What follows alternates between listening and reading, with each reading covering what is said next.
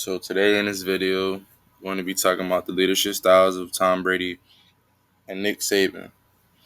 Brady Brady's team first approach motivated his teammates and drive them to have success on the field. We're also gonna take a look at Saban's coaching style and his leadership style, and he's well known for his discipline and holding his teams to a high standard. Um, They both have similar leadership styles, and they demand their certain things from their teams. For example, next slide. Okay, so Tom Brady, he had more of like an authoritarian leadership style. The reason why Tom Brady has an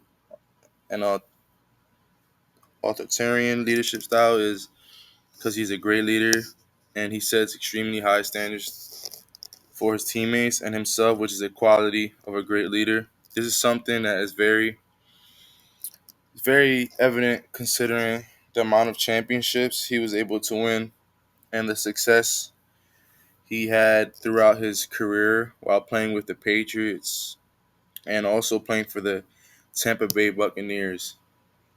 He expected his teammates to hold themselves to a certain standard and to give their best effort so that they could be successful, and it shows. It shows because of how many championships he won, and even when he didn't win, he was still able to lead his team to make a run and deep in the playoffs. Okay, next slide. So I'm still want to dive deeper into Tom Brady's leadership. Tom Brady also had great work ethic, which is something that is very noticeable considering like the career he had and what he was able to accomplish throughout it. Brady was able to lead by example with all of his dedication to win, and it rubbed off on the people around him. Another thing he did as a leader is demand his teammates and hold them accountable like he did to himself as a player. He built the trust within his teammates, which also allowed all of them to play together and stay unified when they were hit with adversity, which is something that is part of any sport and is part of football. Um, Having someone who is able to lead when things are going bad throughout the game is something that is very important to a championship caliber team.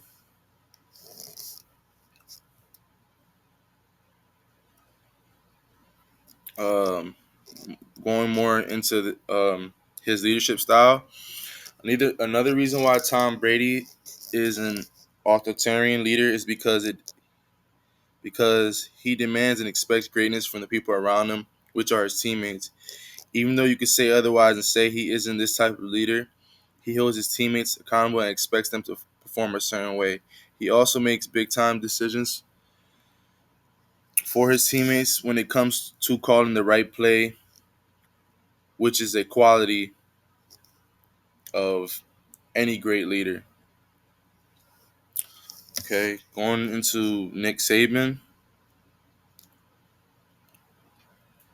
So from from my knowledge, Nick Saban had a great run with Alabama, and he's technically one of the best coaches to live.